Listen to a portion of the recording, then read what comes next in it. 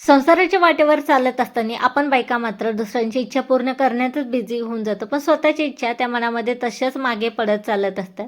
आणि संसारामध्ये गुंतल्यावर सगळ्या स्त्रियांसोबत तसं होतं आणि माझ्यासोबतही तसंच होत होतं.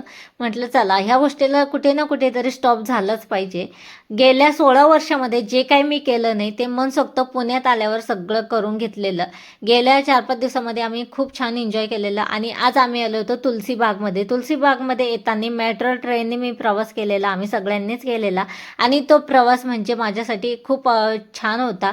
त्यानंतर आम्ही तुलसीबागमध्ये पोहोचलो आणि तिथे गेल्या गेल्या पहिले पेटपूजा केली आणि माझ्या मागे तुम्ही बघितला की शनिवार वाडा होता, पण तिथे आम्हाला जाता आलं नाही.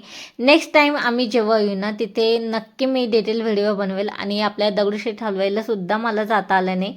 आपल्या दगडूशेठ हलवाई गणपती इतका प्रसिद्ध आहे, पण तिथे सुद्धा मला जाता आलं नाही. नेक्स्ट टाईम मी जेव्हा येईल त्यावरती सुद्धा एक डिटेल व्हिडिओ बनवेल.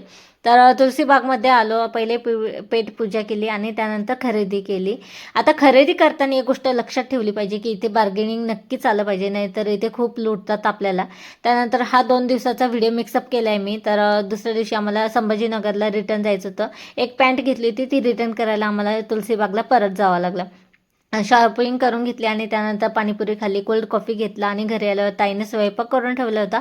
जेवण वगैरे केलं आणि परत आम्ही संभाजीनगरला जायला निघालो. इथे हळदी-कुंकू लावलं होतं म्हणून ताईने कापडावरती दिसतंय. याचा डिटेल व्हिडिओ मी अपलोड केला आहे, नक्की चेक करा.